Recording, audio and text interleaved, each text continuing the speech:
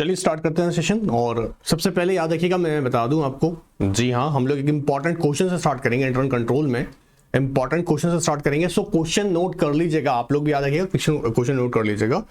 जेएमआरसी के अंदर टेस्ट तो चल ही रहा है, टेस्ट के अलावा याद रखिएगा सेशन के अकॉर्डिंग, और सेशन में भी मैं आपको लगातार क्वेश्चन बताता रहूंगा, ठीक है। सो एक क्वेश्चन नोट कीजिएगा फटाफट से। इंटरनल कंट्रोल, जी हाँ, चैप्टर इंपॉर्टेंट है, 10 to 15 मार्क्स तक के लिए आ सकता है और हमको प्रिपेयर करना ही है, इंपॉर्टेंट है, राइट। क्वेश्चन फर्स्ट जो मैं यहाँ कह रहा हूँ नोट कर लीजिएगा, फिर हम डिस्कस करेंगे उसके ऊपर। Internal control is a way for management. Internal control फटाफट लिख लीजिएगा, इंपॉर्टेंट क्वेश्चन है। Internal control is a way for management to run a business and is integrated within the management process, is integrated with the management process. Comment. एक short note के लिए आ सकता है कि आपको एक शॉर्ट नोट प्रिपेयर करना है किस पे, इंटरनल कंट्रोल पे। ICSI ने याद देखिएगा प्रीवियस अटेम्प्ट्स में पूछे हुए हैं। अगर 2014 का क्वेश्चन पेपर हम देखें तो उसमें देखने को मिल जाएगा हमको। इसके अलावा 2013 में पूछा हुआ क्वेश्चन है। इसके अलावा आपको बताऊं 2019 में एक क्वेश्चन एडमिनिस्ट्रेटिव कंट्रोल पे पूछा हुआ है। इंटरनल कंट्रोल का रोल जो इन एडमिनिस्ट्रेटिव कंट्रोल के अंदर है। सो ये क्वेश्चन इंपॉर्टेंट है। अब सबसे पहला इंपॉर्टेंट क्वेश्चन ये बन जाता है कि इंटरनल कंट्रोल है क्या। कई जगह मैंने ऑब्जर्व किया कि बच्चा लोग उसको रट्टा मार के छोड़ देता है। देखिए, रट्टा नहीं मारना है, ध्यान से समझेंगे, इंटरेस्टिंग कॉन्सेप्ट है। इसे हम अलग अलग कॉन्टेक्स्ट में समझेंगे। खास तौर से इसे हम दो ही कॉन्टेक्स्ट में समझ सकते हैं। कौन कौन से दो कॉन्टेक्स्ट होंगे? एक accounting and auditing and second administration. जब अकाउंटिंग एंड ऑडिटिंग की बात कर रहा हूं तो प्राइम फोकस किसके ऊपर होगा? Accounting transactions and financial informations की जो भी अकाउंटिंग ट्रांजैक्शन हो रहे हैं उससे लेटर ऑन जो भी इवैल्यूएट होने वाली इंफॉर्मेशन है वो कैसी रिलायबल और एक्यूरेट हो। अज्यूम कीजिएगा, पहले मैं फिर डिटेल बताऊंगा, रीड करेंगे हम लोग, मॉड्यूल से रीड करेंगे, समझेंगे, ठीक है। अज्यूम कीजिएगा एक बार के लिए कि आपके पास में एक फंड है, लेट्स से 10,000 रुपीज आपके पास अवेलेबल है, ठीक है। अब वो 10,000 आपके और आपके कुछ और फ्रेंड्स के मिलाकर हैं, आपके अकेले के नहीं है, उसमें कुछ और फ्रेंड्स उनके भी हैं। अब आपको कहा गया कि आप उन चारों फ्रेंड्स, मान लीजिए 4 फ्रेंड्स और आप हैं, उन चारों का मिलाकर आप सारा महीने भर का खर्चा करेंगे, ठीक है। अब छोटा मोटा एक्सपेंसेस जो भी हो रहा है वो आप, जो कि अप्रूव्ड है, चारों पांचों फ्रेंड ने मिलकर अप्रूव है कि हाँ ये एक्सपेंसेस हम लोग करेंगे।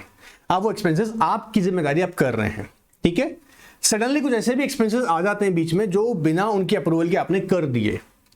अब आपके जो फ्रेंड्स हैं उनकी नॉलेज में तो वही ट्रांजैक्शन नॉलेज में होंगे जो उनके सामने उनकी अप्रूवल से हुए हैं, और जो बिना उनकी नॉलेज के आपने कर दिए होंगे, अब अगर हम ध्यान से समझे तो उसे हम फ्रॉड बोल सकते हैं, क्योंकि आपने उनकी बिना नॉलेज के किए।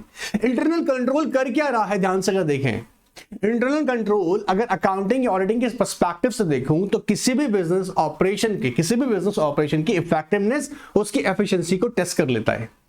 जैसे अगर किसी ऑर्गेनाइजेशन में रिसोर्सेज किस तरह से यूटिलाइज किए गए हैं ताकि उसकी ऑपरेशनल इफेक्टिवनेस, अब जब वर्ड आता है यहां पर ऑपरेशनल इफेक्टिवनेस, उसको टेस्ट किया जाएगा तो क्या पता लगेगा कि क्या वो ऑपरेशनल इफेक्टिवनेस की बात कर रहा था ना, ऑपरेशनल इफेक्टिवनेस, क्या वो कंपनी क्वालिटेटिव, मतलब उसके प्रोडक्ट में या सर्विसेज में क्वालिटी है, क्योंकि वो जो भी इनपुट, जो रिसोर्सेज वो यूज कर रही है उससे वो आउटपुट क्या जनरेट कर रही है, वो इंटरनल कंट्रोल पकड़ेगा उसको। कैसे समझना? जैसे कंपनी के इनपुट में मतलब यहां रिसोर्सेज, उससे प्रोड्यूस होने वाला क्वालिटी प्रोडक्ट, क्या वो जो प्रोडक्ट चाहते हैं, स्टैंडर्ड प्रोडक्ट चाहते हैं, वो प्रोडक्ट या सर्विसेज बन के आ रही हैं, क्या वो प्रोडक्टिव है, क्या वो कंपैटिटिव है, बात पकड़ में आ रहा है। तो इससे क्या पता लगेगा कि ऑपरेशनल इफेक्टिवनेस कैसे। अब ध्यान समझेंगे इस पूरे टॉपिक को। अच्छा, इसी को जब मैं बोल रहा हूं तो हम यहां पर हमने लिया कैसे, यूज के सेंस में लिया इसको, ऑपरेशनल इफेक्टिवनेस। मतलब अगर हम ध्यान से देखें, ऑपरेशनल वर्ड जब यूज हो रहा है तो हम बात कर रहे हैं internal control in administrative management. Let's take an example and first एक बार देखो, रीड करते हैं, पहले वर्ड्स लेते हैं, ध्यान से समझना, टॉपिक को पहले समझ लो, है ना, रट्टा नहीं मार लो, समझ लो, क्योंकि यूज तो करोगे ना, कल को कंपनी में जाओगे आप लोग खुद सोच के देखो, आप इन्हें इस्तेमाल करोगे। तुम अभी एग्जाम के पर्सपेक्टिव सोच रहे हो, मैं तुम्हें एग्जाम में भी मार्क्स दिलवा के रहूंगा, गारंटी है आएगा, आई एश्योर यू। बट ध्यान रखिएगा, एग्जाम के साथ साथ आपकी लाइफ के आगे के 25, 30, 50 साल जो भी आप अपने कॉर्पोरेट सेक्टर में अपने स्पेंड करने वाले, उसका क्या। तो इतना भी मत सोचो कि सिर्फ एग्जाम में सेटिस्फाइड करना, एग्जाम में मार्क्स आ जाएंगे, मैं कह रहा हूं तुमको इंश्योर कर रहा हूं, अभी बताता हूं, देखो कैसे आएंगे। देखो, इंटरनल कंट्रोल हाईलाइट जरूर करना, ठीक है। In accounting and auditing aspects, in accounting and auditing क्या कह रहा है? The process, a process for assuring achievement of organizational objectives in operational effectiveness. ध्यान से सुनना क्या कह रहा है? A process for assuring achievement of organizational objectives in operational effectiveness and efficiency.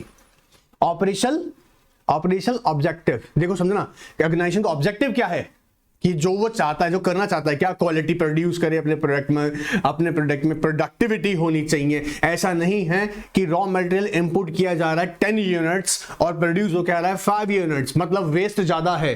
तो वेस्ट ज्यादा क्यों है? इंटरनल कंट्रोल क्या करेगा? चेक करेगा क्या मशीन्स प्रॉपर्ली उनकी मेंटेनेंस हो रही है, नहीं हो रही है, क्या मशीन आउटडेटेड हो चुकी है, क्या लेबर यहां पर कुछ गड़बड़ कर रहा है, क्या ऐसा तो नहीं है जो रॉ मटेरियल प्रोड्यूस जो आ रहा है और जो हिसाब रखा जा रहा है, हिसाब गलत किया जा रहा है उसका। तो बहुत सारे एस्पेक्ट्स हैं। फ्रॉड को डिटेक्ट करने का काम करेगा इंटरनल कंट्रोल। कैसे करेगा वो बताऊंगा, जैसे रिपोर्टिंग के थ्रू, सेग्रेगेशन ऑफ ड्यूटीज के थ्रू, रिकैंसलेशन के थ्रू। ये सबका सब मेथड क्या है? इंटरनल कंट्रोल में ही आने वाली एस्पेक्ट्स हैं। बात पकड़ में आ रहा है? क्या हो रहा है? ध्यान दीजिएगा।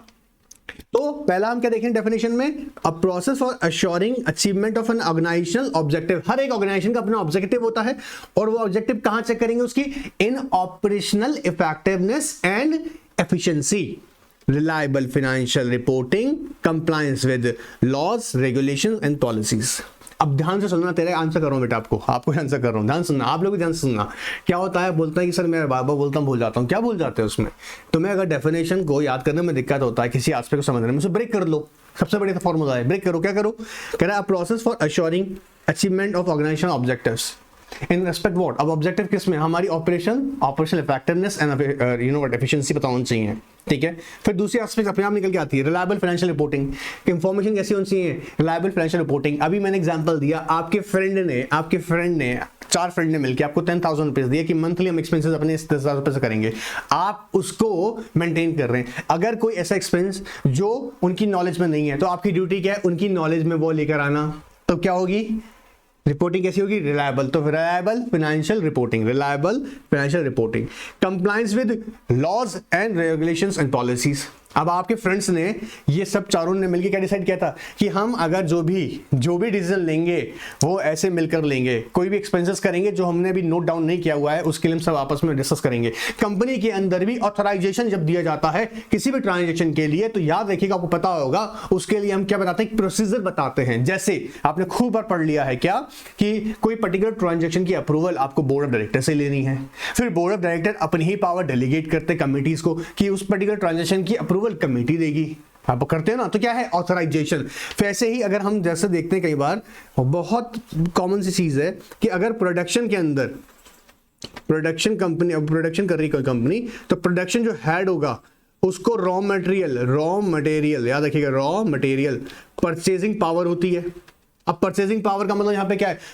जितना चाहे उतना स्टॉक परचेस कर लेगा? नहीं। जैसे for example 10 lakh rupees a month उसको अलाउ किया हुआ है, या मंथ या हो सकता है पर ट्रांजैक्शन की मैक्सिमम 10 लाख तक उसका है। बियॉन्ड करेगा, he has to take the approval from the MD of the company, and beyond that suppose वहां भी लिमिट लगा रखा है, then it requires approval of the board of director. ये क्या है? इंटरनल कंट्रोल के थ्रू आप क्या कर रहे हो? यहां पर ऑथराइजेशन कर रहे हो। तो क्या हमने बनाया कि compliance with the laws, regulations and policies. Definition मेरे बच्चों को याद हो गया होगा, उम्मीद है मेरे को। डाउट कोई? बस ऐसी समझना है, ठीक है। समझना भी है, याद भी करना है। It means by which an organization resources are directed। अब resources क्या क्या होंगे? Man, machine, material. तो बेसिक रिसोर्सेज होता ही है, मैन, मशीन, मटेरियल। भाई मशीन प्रॉपर्ली यूटिलाइज हो रही नहीं हो रही है। मैन, पता लगा जिस आदमी को तुम 1 लाख रुपया तनख्वाह दे रहे हो हर महीने, उसकी प्रोडक्टिविटी क्या है? We have to check it. So क्या कर रहा है? क्या करेंगे? Organisation resources are directed, monitored and measured. Directed and measured, बोलो। Monitor, directed, monitor and measured. It is plays an important role in detecting. क्या करेगा? Detecting in preventing fraud. अब पता लग जाएगा ना, रिपोर्टिंग, फाइनेंशियल रिपोर्टिंग जब रिलायबल होगी और ट्रांसपेरेंसी रहेगा तो पता लग जाएगा कहां पर गड़बड़ हो रहा है। तो क्या करेगा? प्रिवेंट कर लेगा, डिटेक्ट करेगा, और आगे ना हो प्रिवेंट करेगा। ऑलराइट, ठीक हो रही है अभी तबीयत, पूरी तरह से ठीक नहीं है। Anyways, protecting the organisation resources. Protecting organisation resources, दो तरीके के रिसोर्सेज खास तौर से, एक फिजिकल रिसोर्सेज, इसका हम बोल रहे हैं क्या, मशीनरी एंड प्रॉपर्टीज, दूसरा इंटेंजिबल जैसे रेपुटेशन एंड इंटेलेक्चुअल प्रॉपर्टी जैसे ट्रेडमार्क्स, तो ये साथ साथ में उनको भी प्रोटेक्ट करेगा। अब एग्जाम में आता है कि शॉर्ट नोट लिखना है, कमेंट लिखना है, तो ये सबसे प्यारी डेफिनेशन है, सबसे प्यारा तरीके से डिफाइन किया हुआ, आप इसको लिख के आ सकते हैं, आपको स्कोर मिलेगा, आपको मार्क्स मिलेंगे, क्यों नहीं मिलेंगे, वही तो बता रहे हैं। और इंटरेस्टिंग मैं आपको बता दूं ना, ये डेफिनेशन एक्चुअली ब्रॉड लेवल पे डिफाइन की गई है, इसमें दोनों एस्पेक्ट ली गई हैं, अकाउंटिंग एंड ऑडिटिंग एस्पेक्ट के साथ साथ यहाँ पर कुछ एडमिनिस्ट्रेटिव एस्पेक्ट्स को भी कवर करते हैं, उस डेफिनेशन डिफाइन किए गए। जब भी हम लेटर ऑन आगे पढ़ेंगे इंटरनल कंट्रोल को, जब हम क्लासिफाइड करेंगे तो दो तरह से डिफाइन होती है, आपने समझा भी होगा, अकाउंटिंग एंड फाइनेंशियल, एंड दूसरा एडमिनिस्ट्रेटिव कंट्रोल जो हम बोल रहे हैं। ऑलराइट, क्लियर है डेफिनेशन में, नो डाउट। अब इसको बेटा 2 पॉइंट से बना के कर लो ताकि तुमको आगे कोई दिक्कत नहीं आए। देखो, एक डेफिनेशन का पार्ट तो यहां तक का है जो हम डिस्कस किए थे भी, इसको ऐसे भी याद रखना है, ठीक है, ऐसे भी याद रखना है एक पार्ट को, ठीक है। और दूसरा यहां से ऑर्गेनाइजेशन,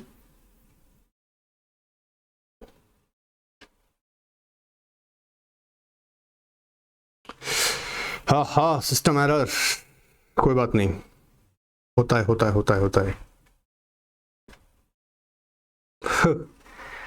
अरे यार हो जाओ ठीक, क्या दिक्कत है, कोई नहीं, जस्ट अ मिनट, आता स्किन तो इशू नहीं है।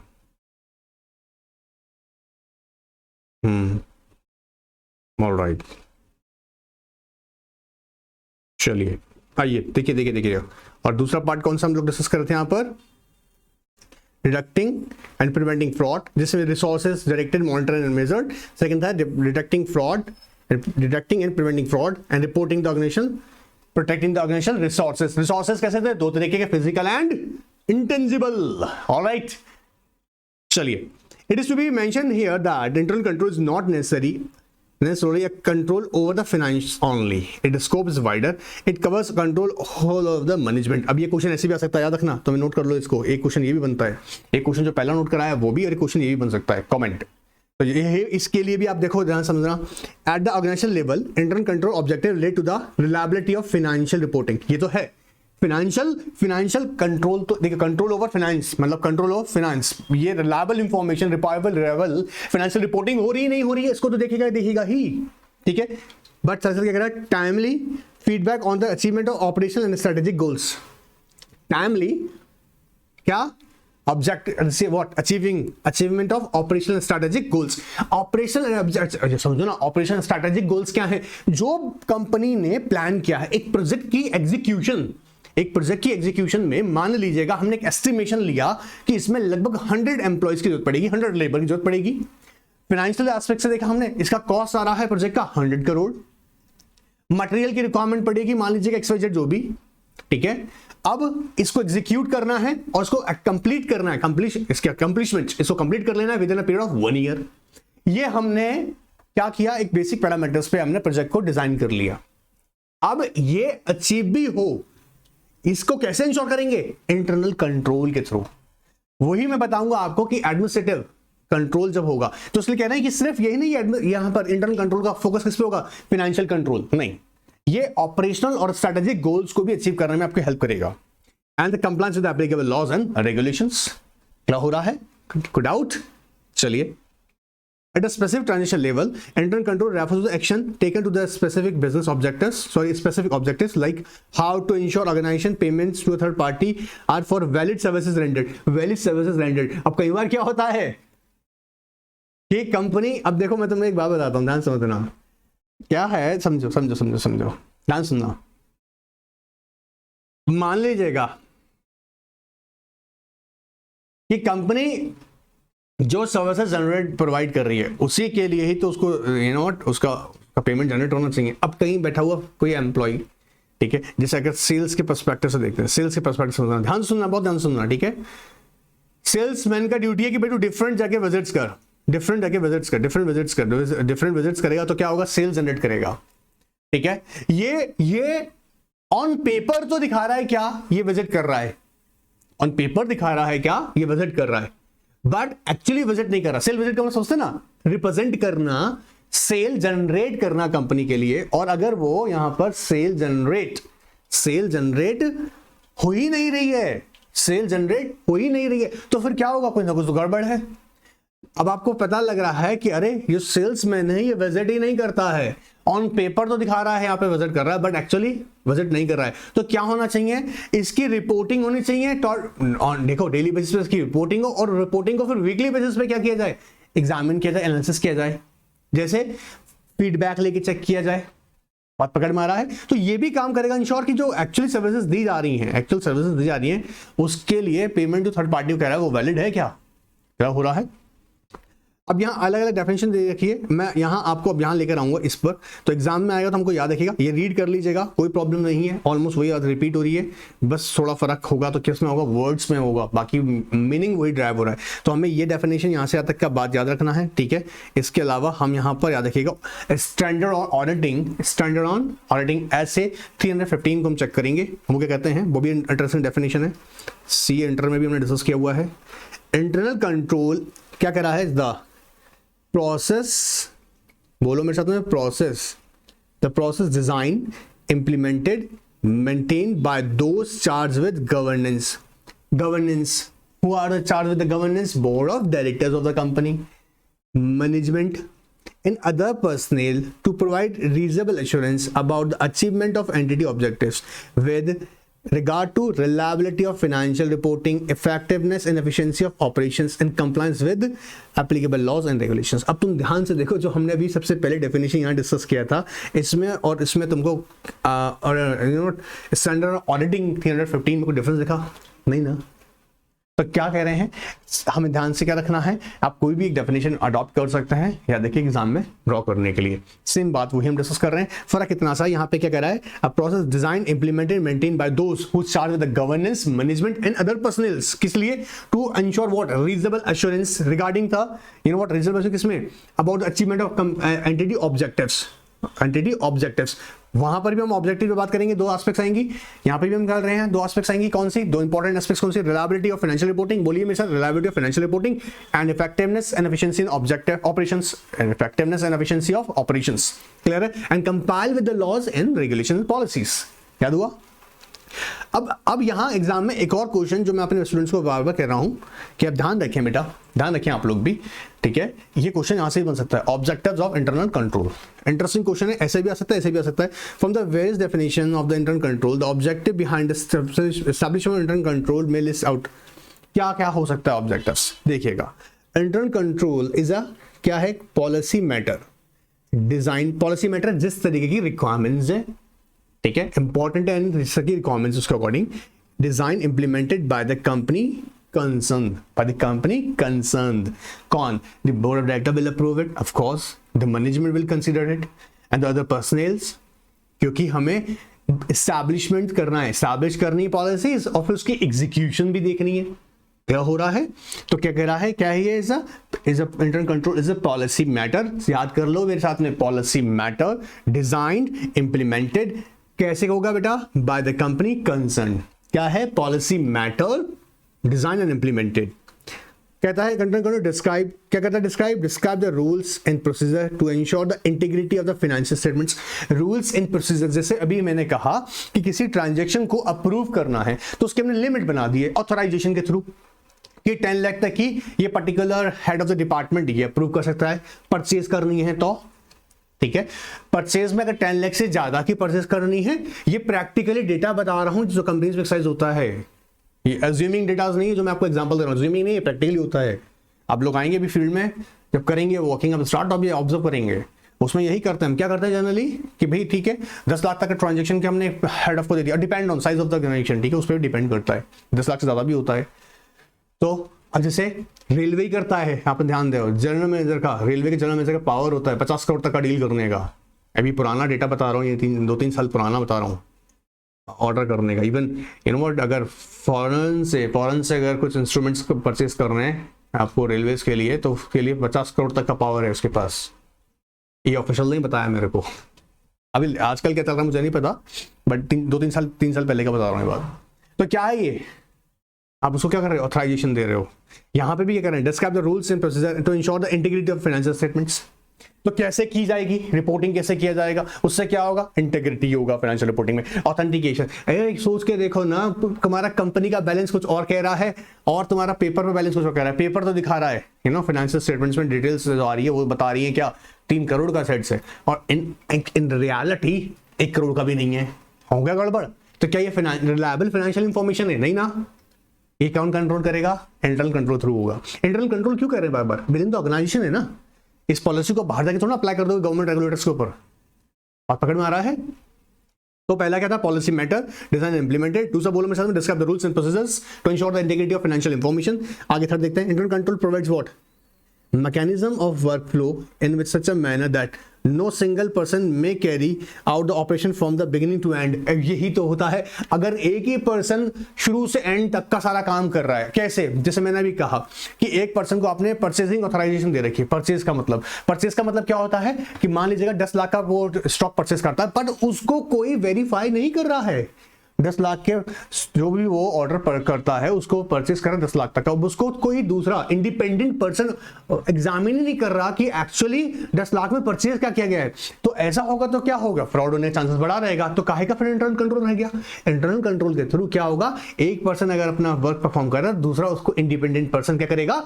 ऑब्जर्व करेगा। हम कंपनी में क्या करवाते हैं? इंटरनल कंट्रोल के थ्रू, कि अगर जो विद इन ऑर्गेनाइजेशन ट्रांजैक्शंस किए जा रहे हैं, फिर लेटर ऑन इंडिपेंडेंट पर्सन मतलब स्टैट्यूटरी ऑडिटर उन्हें वेरीफाई करता है, फिर गड़बड़ पकड़ में आती है। क्लियर है? तो ऐसा नहीं होगा। वर्क फ्लो कैसा होना चाहिए कि ऐसा नहीं हो, there is no single person who carry the entire transaction from the beginning to end. Clear? ये ऑब्जेक्टिव है उसका, किसका? Internal control.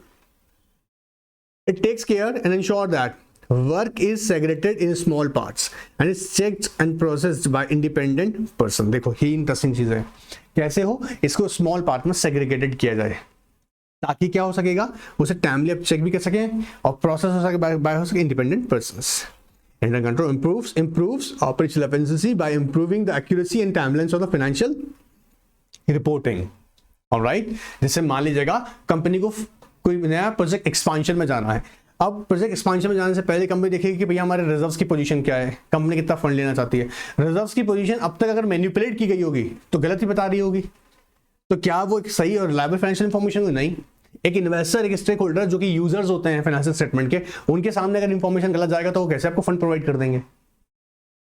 And gives a reasonable assurance about the achievement of entity objective with regard to the reliability of financial reporting, effectiveness, efficiency of operation and compliance with applicable laws and regulations, plays an important role in detecting and preventing fraud and protecting the organization of resources, and reduces the process of verification and arbitrary intervention in the workflow process। Reduces what? Reduces process variations। Process variations, जब किसी भी internal control के अंदर जब किसी particular person की को authorisation दे दिया गया है, जब वर्क को या देखिए ड्यूटीज को सेग्रेटेड किया जाएगा और तो एग्जैक्टली क्या होगा? प्रोसेस वेरिएशंस नहीं होंगी। प्रोसेस वेरिएशंस नहीं होंगी। जिसका जो टास्क है, जिसको जो रोल दिया गया है, वो उसी रोल के लिए रिस्पॉन्सिबल भी होगा। तो प्रोसेस वेरिएशंस नहीं होंगी। बात समझ में आ रहा है? प्रोसेस वेरिएशंस नहीं होंगी और काम एक्यूरेटली होगा। कहता है and arbitrary intervention in the workflow process. अब ऐसा थोड़ी ना है कि भैया आप अगर कंपनी के सीईओ तो आपको अगर वो ऑथराइजेशन आपके नहीं तो आप जबरदस्ती अपनी टांग अड़ाओगे, नहीं। ये रियलिटी है, समझना। जो जिसका ऑथराइजेशन में वर्क है वो उसी का ही रिस्पॉन्सिबिलिटी बनेगा। बात पकड़ में आ रहा है? So these are some objectives behind what internal control, कि क्यों स्टैब्लिश करना होता है। आई होप इसमें कोई डाउट नहीं होगा। कोई डाउट आप लोगों को भी रहता है, याद रखिएगा। ये लोग तो पूछ रहे थे, आप लोगों को डाउट रहता है तो आप लोग भी याद रखिएगा। बिल्कुल Anakin 9 का व्हाट्सएप पे मुझे क्वेरी भेजिएगा, मैं उस पर वापस से डिस्कस करूंगा और इवन और भी एग्जांपल देने की कोशिश करूंगा। Let's understand the nature of internal control. Internal control, nature of internal control.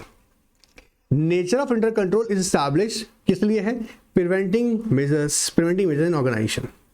It follows the principle that key activities in organization should be processed by one person and be checked by independent persons, so that mistake at the one stage may be checked by another independent person। is the nature of internal control। बात पकड़ में आ रहा है? कोई भी activity जो यहाँ की जा रही है, जैसे हमने बोला कि की एक्टिविटीज, कंपनी की की एक्टिविटीज यूजुअली आप ऑब्जर्व करेंगे कॉमन एक मिलेगा आपको क्या किसी भी कंपनी के अंदर, उसके you know what financial, human resources aspects HR aspects बोल रहे हैं, human resource aspects, production aspects, IT aspects ना, फाइनेंस एस्पेक्ट्स जो हम बात कर रहे थे अभी। यूजुअली ये एस्पेक्ट्स IT ऑफ कोर्स ये की एस्पेक्ट्स हैं। किसी भी ऑर्गेनाइजेशन को खड़ा करना है तो आपके उसके फाइनेंस, मार्केटिंग, हम HR की बात करें, हम IT की बात करें, ठीक है, प्रोडक्शन की बात करें अगर मैन्युफैक्चरिंग से है तो ये कुछ ऐसे पिलर्स हैं जो कि जिस पे ऑर्गेनाइजेशन टिका हुआ है, ठीक है। कह रहा है की एक्टिविटीज जो in organisation should be processed by one person, जो कंपनी का इंटरनल मैनेजमेंट है, कंपनी का स्टाफ है, काम कर रहा है, ठीक है, but be check by any other independent person, by the statutory auditor, और in certain cases by the independent directors और बाय द इंटरनल ऑडिटर। तो क्या करेगा, इससे क्या होगा, that mistake at a one stage may be check by the another independent person. अगर एक जगह गलती हो भी गया है या हो रहा है तो उसको चेक कर लिया जाएगा। This prevents the occurrence of the fraud and so the deliberate attempts made by insider may be withheld at once. Fraud होने से वही रुक जाएगा ना, बाद में थोड़ा ना होगा। आपको मैं एक रियलिटी बोल रहा हूँ, सच्चाई है, मैं ठीक है, एक बात सुनते देखिएगा। फ्रॉड कब पॉसिबल कब हो जाते हैं, जब बीच में मिडिल मैनेजमेंट पूरा से इन्वॉल्व हो और कहीं ना कहीं कोई टॉप मैनेजमेंट से भी कोई पर्सन इन्वॉल्व हो, अदरवाइज फ्रॉड होने के चांसेस ही नहीं। अगर ऑडिटर अगर सिंसियरली अपना पूरा वर्क कर रहा है और मैनेजमेंट भी उसमें वर्क सपोर्ट कर रहा है तो कैसे फ्रॉड हो जाएगा।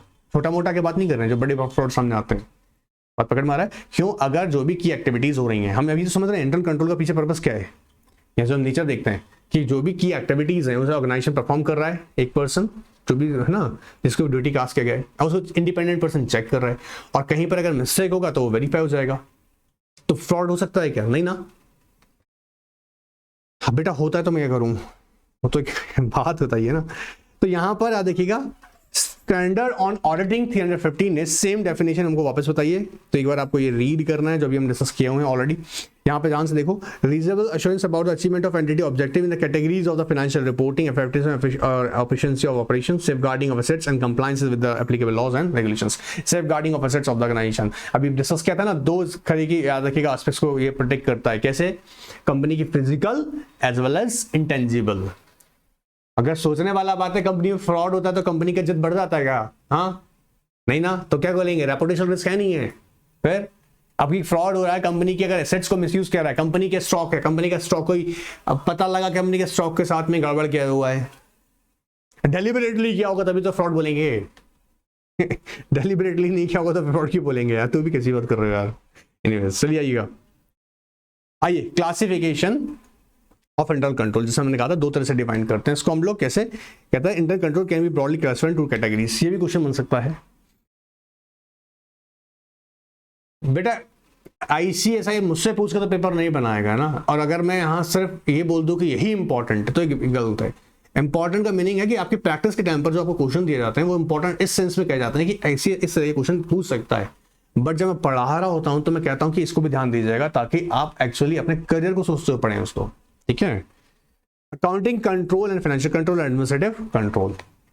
अच्छा तो ध्यान दो, आओ अकाउंटिंग कंट्रोल, अगर इंटरनल कंट्रोल को हम कंसीडर करेंगे किसमें, अकाउंटिंग। अब देखो यहाँ पे कोर फोकस देखना, एक भी मेरे को ऑनलाइन एक स्टूडेंट का क्वेरी था, वो कहता सर ये इनको याद करने में दिक्कत आता। मैं तुम्हें अब फिर कह रहा हूँ, फिर टेक्निक सिखा रहा हूँ, खूब वीडियोस में बोला है टेक्निक, तुम ध्यान से कीवर्ड तो देखो। जब वो कह रहा है अकाउंटिंग कंट्रोल, अब क्या कर रहा है ध्यान से देखो, comprises of plan of organization and all methods and procedure that are concerned mainly with। अब यहां से एक्चुअल बात स्टार्ट होता है, ध्यान से देखना किससे, relate to, concerned with and relate to safeguarding of assets, the reliability of financial information। जब हम अकाउंटिंग के पर्सपेक्टिव से किसी बात को बात कर रहे हैं, किसके पर्सपेक्टिव से बोल रहे हैं, अकाउंटिंग पर्सपेक्टिव से, तो मेनली फोकस हमारा किस पे रहेगा, कौन सी एक्टिविटीज पे, बोलो, safeguarding of assets and liability of financial information. Safeguarding of assets आप बोलेगा, जब अकाउंटिंग के पर्सपेक्टिव से बोलेंगे तो किस पे हमारी की एक्टिविटीज कौन सी होंगी वहां पर, assets, safeguarding of assets and reliability of financial information. अब तुम अगर ये बात समझ रहे हो तो इतना इजी कर पाएंगे।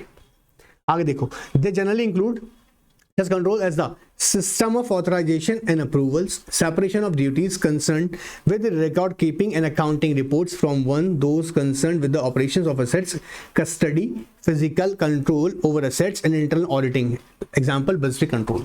बहुत ध्यान से समझिएगा, जब हम बोल रहे हैं इंटरनल कंट्रोल के अंदर क्लासिफाइड करके अकाउंटिंग कंट्रोल्स, तो हम यहाँ पे क्या कह रहे हैं, हमारा फोकस किस पे होगा, कौन सी activities, safeguarding of assets and reliability of financial information. अब ये सेफगार्डिंग ऑफ एसेट्स और रिलायबिलिटी ऑफ फाइनेंशियल इंफॉर्मेशन कैसे इंश्योर होगी, जब ये देखा जाए कि there must be system of authorisation, किसी भी ट्रांजेक्शन को ऑथराइज करने के लिए किसकी अप्रूवल चाहिए। तो कह रहा है authorisation, system authorisation and approval, authorisation and approval. अब ऑथराइजेशन का मतलब क्या वो ट्रांजेक्शन कंपनी कर सकता है, नहीं कर सकता है, क्या उसको लिए शेयर होल्डर से अप्रूवल किया हुआ है, क्या उसको उस ट्रांजैक्शन को अप्रूवल पहले से दिया गया किससे, बोर्ड ऑफ डायरेक्टर ने, तो क्या अप्रूवल जो प्रोसीजर है फॉलो क्या नहीं किया गया। रिलेटेड पार्टी ट्रांजैक्शन कर रहे हैं और डिस्क्लोजर ही नहीं दे रहे हैं, आया बात पकड़ में, authorisation and approval. Separation of duties concern, separation of duties मतलब डिपार्टमेंट वाइज ड्यूटीज अगर बोले कास्ट किए हुए हैं, ये थोड़ी ना कि एक काम के पीछे पूरा डिपार्टमेंट लगे हुए हैं, नहीं ना, समझ में आ रहा है। Separation of duties concern with record keeping. अब रिकॉर्ड कीपिंग क्यों करते हैं, to authenticate the transaction, to trace the transaction and to maintain the transparency and the person should be accountable for such transaction, इसलिए record keeping होगा। तो क्या होगा, system of authorisation approval, फिर बोल रहे हैं सेपरेशन ऑफ ड्यूटीज, देखिएगा separation of duties and with the record keeping and accounting reporting of accounts, accounting reports of course for those concern with the operation of the. अब किसके लिए, किसको reporting करना है, जो कह रहे हैं the person operation of the assets custody, physical control over the assets and internal auditing. अगर जैसे मैंने आपको बताता हूं, अभी मैंने आपको एग्जांपल दे रहा था कि मान लीजिएगा अभी हम यहां पर एज्यूमिंग कर रहे हैं डेटा को, है ना, एक एज्यूम कर रहे हैं डेटा, एचआर हेड को एक डायरेक्शंस मिले हैं बोर्ड ऑफ डायरेक्टर से कि प्रोजेक्ट, एक नया प्रोजेक्ट कैरी करने के लिए we have to recruit 50 new employees, ठीक है। अब उसके लिए क्या क्राइटेरिया होगा, सारी चीज हो गई। एचआर हेड अब उसके लिए क्या कर रहा है, कैंपेन कर रहा है, मतलब प्लेसमेंट के लिए या इंटरव्यू कंडक्ट करने के लिए या किसी कंसल्टेंसी फर्म को अप्रोच कर रहे हैं। तो उन्होंने इसका बजट डिसाइड कर लिया कि सर इनको नए 50 एम्प्लॉयज को रिक्रूट करना, सेलेक्ट करना और ट्रेन करने का लगभग कॉस्ट जो कंपनी को आएगा, मान लीजिएगा एग्जाम्पल लेते हैं 10 लाख रुपीज, ठीक है। तो इन्होंने ये बात बता दिया। अब क्या है, 10 लाख रुपए लेके जाकर ये कुछ भी खर्चा कर रहे हैं, नहीं, देयर मस्ट बी रिपोर्टिंग। तो यहाँ एचआर हेड क्या करेंगे, 10 लाख अगर स्पेंड कर रहे हैं देन इसकी रिपोर्टिंग भी उनको देनी होगी। अब रिपोर्टिंग किसको देंगे, मान लीजिए कंपनी के यहाँ पे बोला गया सीईओ को रिपोर्ट करो। सीईओ लेटर ऑन जब प्रोजेक्ट अचीव हो रहा है, इसकी रिपोर्टिंग क्वार्टर बेसिस पर भी हो सकती है, जैसे कि बोर्ड ऑफ डायरेक्टर करेगा। किसको देना होगा, बोर्ड ऑफ डायरेक्टर्स को, कि कितना हमने स्पेंडिंग किया था 10 लाख रुपीज के लिए, बदले हमने ट्रेनिंग कंडक्ट किया था, उसके बाद में याद रखेगा हमने उसको अचीव किया नहीं किया। मतलब हमारा पर्पस क्या था, selection of 50 new employees for continuation of और रनिंग अ न्यू प्रोजेक्ट। बात पकड़ में आ रहा है। तो यहां जब हम वर्ड यूज कर रहे हैं ना, concern with the operation of the assets of the custody and physical control over the assets and internal auditing, इसका पर्पस क्या अकाउंटिंग के अंदर, इन एस्पेक्ट्स को कंसीडर करना। Now example of each, maintaining inventory in an accounting control, maintaining inventory, या कह रहा आगे recording of visits, recording visits by a salesman is the administrative control. Internal control leading accounting system is aim eight ensuring, अब देखो ये भी आ सकता है क्वेश्चन में, किस चीज से फोकस करेगा, in case of accounting, accounting के केस में किस पे फोकस करेगा, transaction are executed in accordance with the management authorization. पहला बात क्या रखेंगे, जो भी ट्रांजैक्शन यहाँ किए जा रहे हैं वो कैसे होंगे, with the management authorization. Accounting के अंदर जैसे अगर मैंने कहा, अब आप कंपनी में देखते हैं कि ऑडिट कमेटी आरटीपी के रिलेटेड पार्टी ट्रांजैक्शन के रिलेटेड पार्टी ट्रांजैक्शन को अप्रूवल आपको और कमेटी का कंसिडर करेगी इस प्रपोजल को, ठीक है। तो वो चेक करेगी कि डिस्क्लोजर्स प्रॉपर हैं नहीं हैं। तो ये क्या कह रहा है, transaction executed in accordance with the authorization. Authorization कैसा कह रहा है, मैनेजमेंट ऑथराइजेशन। तो ध्यान में वर्ड रखो माइंड में, कौन सा, अकॉर्डिंग टू मैनेजमेंट ऑथराइजेशन, पहला बात। दूसरा, all transaction are promptly recorded in appropriate manner to permit what, preparation of financial information and to maintain the accountability for assets, to maintain the accountability for assets. जो भी transaction किया है, जैसा कह रहा है all transaction promptly recorded in the appropriate manner. जैसे अगर अब मशीन परचेज किया तो बैलेंस शीट में उसका एंटर दिखाइएगा, और डिस्चार्ज किया क्योंकि अगर कोई एक्सपेंसेस आपने हैं तो पीएनएल में एंट्री शो किया जाएगा, ठीक है। बात पकड़ में आ रहा है, किस लिए, for the purpose of preparation of financial information and maintain the accountability for the assets. बात पकड़ में आया, रिकॉर्ड अगर मेंटेन होगा तभी तो इंश्योर कर पाओगे ना लेटर ऑन। अच्छा क्या होता है कई बार रिकॉर्ड में तो लिखे हुए 10 मशीन है, कितना 10 मशीन्स। अब ऑडिटर विजिट करने पहुंचा, विजिट करके पता लगा क्या है 5 मशीन ही है, तो तो 5 कहाँ से आ गया? बुक में दिखा रहा है, कहीं गड़बड़ है ना, क्लियर हो रहा है। इसलिए कह रहा है कि इमीडिएटली क्या अकाउंटिंग पर्सपेक्टिव क्या होगा, ट्रांजेक्शन किया प्रॉम्प्टली रिकॉर्ड कीजिएगा, और फिर आगे कहता है preparation of financial information and maintain the accountability for assets. आगे कहता है to assess the assets to assets is permitted only with accordance with the management authorization। अब हर कोई यूज नहीं कर रहा है, बात पकड़ में आ रहा है। And the assets are reviewed and verified at reasonable intervals and appropriate actions taken with regard to the variances। ये तो कह रहे हैं भी तुमको कि क्या हो रहा है, परचेज डिपार्टमेंट का हेड, परचेज डिपार्टमेंट को मैं बदनाम नहीं कर रहा हूं, मैं ओपनली तो बता रहा हूं, कहीं होता है, ठीक है, प्रोडक्शन डिपार्टमेंट के अंदर या परचेज डिपार्टमेंट के अंदर ऐसा गड़बड़ आता है, अक्सर होता है, वहाँ गड़बड़ होती है, पकड़ा जाता है। क्या कह रहे हैं, आपने दिखाया कि रिक्वेजिशन डाली, रिक्वेजिशन डालते हैं बेसिकली, क्या होता है ना, ट्रांजेक्शन कब करने से रिक्वेजिशन डालता है हेड ऑफ द डिपार्टमेंट की सर ये हमको आइटम परचेस करना है, ठीक है, मेल के थ्रू। अब वो रिक्वेजिशन जब चला गया, ठीक है, इंटीमेट कर दिया, बियॉन्ड अगर होगा तो उसके अप्रूवल आएगा, मतलब उसकी लिमिट के बियॉन्ड है, मतलब उसकी पावर में, जैसे मैंने अभी एग्जांपल मिला 10 लाख उसकी पावर में, 10 लाख से ज़्यादा है तो उसके लिए अप्रूवल आएगा। अच्छा 10 लाख के अंदर है तो ये परचेज कर रहा है, परचेज करके इन द रिकॉर्ड तो दिखा रखा है हमने, क्या जैसे मैंने एग्जांपल लिया 10 मशीन है टोटल, पर जब वेरीफाई किया, विजिट किया गया तो वहां पर 8 मशीन है, 2 मशीन कहाँ है, पेट में गड़प कर गए, फ्रॉड कर गए। तो ये क्या कर रहा है, ऐसे केसेस में क्या होना चाहिए, assets are reviews and verified at reasonable intervals, physical verification भी करनी जरूरी है, clear, and appropriate actions taken with regard to the ventures. अगर कुछ गड़बड़ है तो फिर आप अप्रोप्रिएट एक्शन लीजिएगा। Now, it can safely be said that the scope of internal control is much wider than the accounting control, of course. And the internal check, आगे सब पढ़ूंगा, डिटेल बताऊंगा, detail check, internal audit, quantitative control, budgetary controls can be said to be a part of the accounting control, and so far as they deal with the quantitative aspects, क्योंकि number of transactions है, then we are talking about the quantitative aspects. On a wider footing, accounting control, operational control, policy planning, review, reporting can be said to be a part of the internal control. But broadly अगर देखा जाए तो, अगर हम देखेंगे तो internal control के अंदर फिर हम उसे कवर करते हैं इसको, accounting control के aspects को भी, क्योंकि ये सारी aspects हम कवर करेंगे। अच्छा, ये सारे aspects हम अभी आगे डिटेल में डिस्कस करेंगे, alright. Now let's understand administrative control। Administrative control, ध्यान रखिएगा, एडमिनिस्ट्रेटिव कंट्रोल की बात कर रहे हैं। चलिए, तो एक तो हमने देखा अकाउंटिंग कंट्रोल के पर्सपेक्टिव से, आई होप यहाँ पर कोई डाउट नहीं होगा, इस पैराग्राफ पर ध्यान रखो ना ध्यान से। अब चलते हैं एडमिनिस्ट्रेटिव। जब एडमिनिस्ट्रेटिव की तरफ जा रहा हूं तो कहीं ना कहीं ब्रॉडली ऑपरेशनल एस्पेक्ट्स को कवर करेगा। किसको? ऑपरेशनल कंट्रोल को। बोलो मेरे साथ में, ऑपरेशनल कंट्रोल को। देखो, number of control falling under the operational control can also be administrative control. Example of operational control are quality control, work standard, periodic reporting, policy appraisal, etc. And administrative control are very wide in their scope. मतलब इसमें काफी सारी aspects cover होती हैं। जैसे हमने बोला quality control, quality control जो प्रोडक्ट या सर्विसेज जो कंपनी प्रोड्यूस कर रही है, तो जिस स्टैंडर्ड के प्रोडक्ट्स या सर्विसेज उसे प्रोड्यूस कर रहे हैं, क्या वो वैसा कर पा रही है, और नहीं कर पा रही तो रीजन फाइंड आउट करेंगे और उसे फिर कंट्रोल करेंगे। बात पकड़ में आ रहा है? Quality, work standards, work standards का मतलब, अब मान लीजिएगा आपने आपकी कंपनी की मशीनरी की मान लीजिएगा, मान रहे हैं ना, प्रोडक्शन जो कैपेसिटी है वो 10,000 यूनिट्स पर डे है, ये स्टैंडर्ड वाइज है, लेकिन आपकी जो एक्चुअल आ रहा है वो आ रहा है 7,000, 8,000।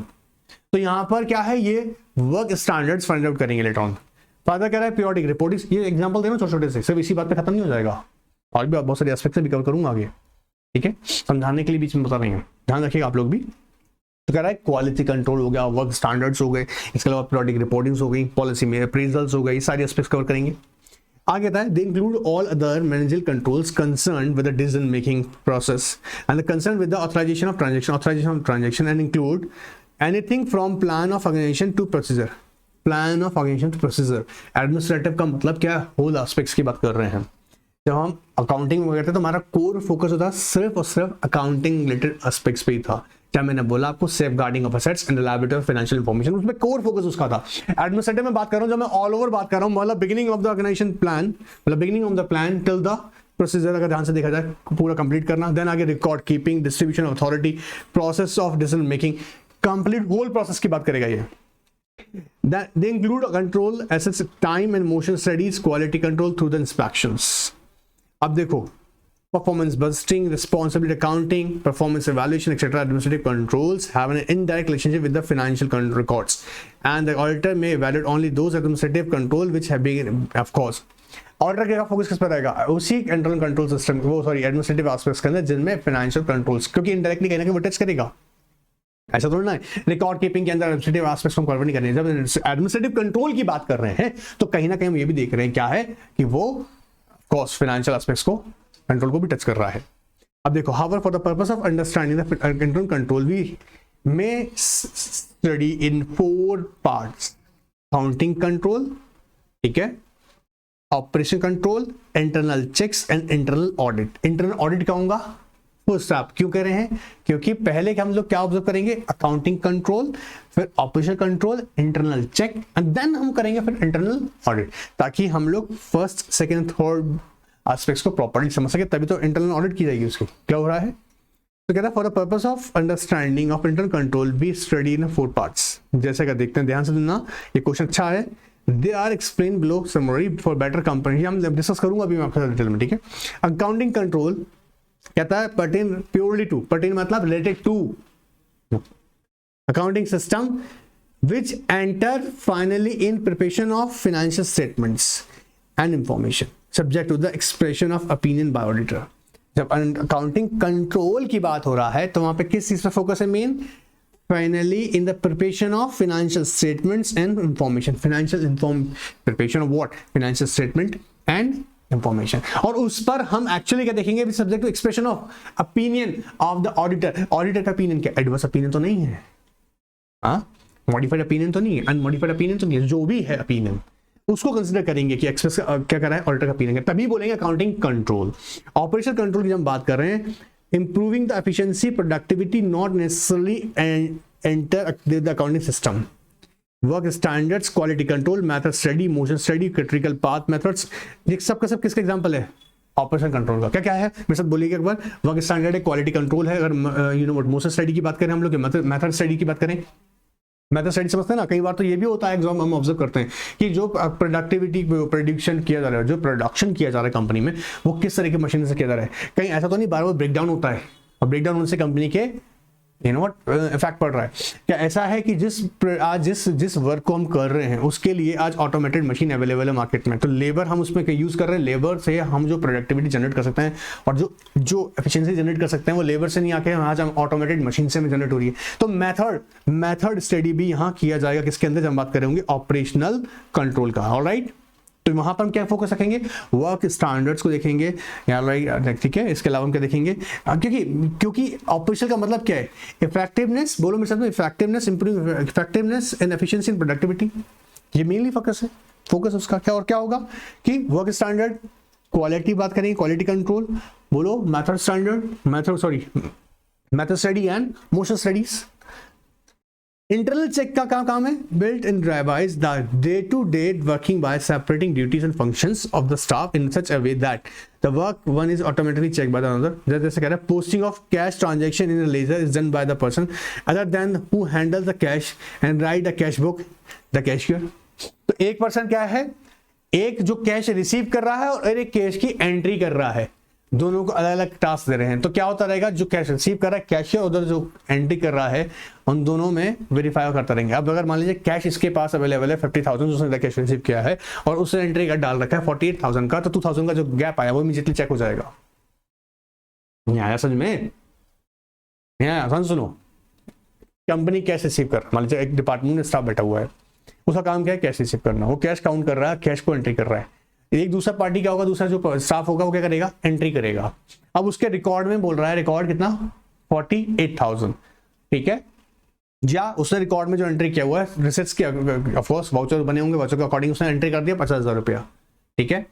और अब समझो इसके हाथ में 52,000 है, एंट्री कितना दिखा रहा है? 50,000 या 52,000 है, तो 2,000 का गैप कोई भी होगा, चाहे वो दोनों केसेस में हो सकता है। वहां अगर एंट्री में गैप आ रहा है, वहां 48 है जबकि 50 होना चाहिए था, 48 है 51 सही था, तो इससे क्या होगा? Internal check. एक आदमी जो काम कर रहा है, दूसरा काम उसी से रिलेट करके दूसरे काम को जाएगा, ताकि एक का काम दूसरे व्यक्ति के काम से चेक होता रहे। Internal audit appraisal function, appraisal याद देखिए, अप्रूवल नहीं बोल रहे, appraisal function to be perform on the principles and practices of audit. The scope of this extend to all quantifiable information.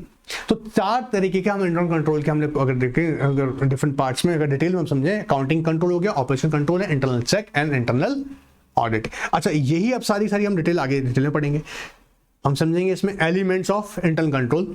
ठीक है, इस सेशन को मैं नेक्स्ट में करने वाला हूं, इसको अलग से देखेंगे। यहां तक अगर कोई डाउट है मेरे बच्चों को तो मुझसे पूछो, क्वेश्चन क्वेरी आराम से। ऑनलाइन स्टूडेंट्स आप लोग, फिर कह रहा हूं, ऑनलाइन हम मुझे अन्ना के 9 पे अपना भेजिए क्वेरी, आपको 24 आवर्स के अंदर आंसर मिलेगा ही मिलेगा। ऑलराइट, चलिए, ये क्वेश्चन इंपॉर्टेंट है वाला भी, एडमिनिस्ट्रेटिव कंट्रोल पे भी मैं आपको बता दूं, एक क्वेश्चन पहले आया हुआ है, ये 2019 के अंदर क्वेश्चन पूछा था ये वाला, क्यों नहीं पूछ सकते? बस तरीका अलग हो जाता है, क्वेश्चन वापस बन सकता है, यहाँ पे बिल्कुल आ सकता है। ठीक है, कोई क्वेरी पूछो, आप लोग भी पूछ सकते हैं, फिर बोल रहे हैं आपको ना, कोई डाउट है तो पूछ लीजिएगा एक बार। ठीक है, ये नेक्स्ट जो हमारा टॉपिक रहेगा ना, ये भी इंपॉर्टेंट है, जिसमें बात करें एलिमेंट्स, इसका एक सेपरेट अलग से क्वेश्चन मैं बताऊंगा। ठीक है।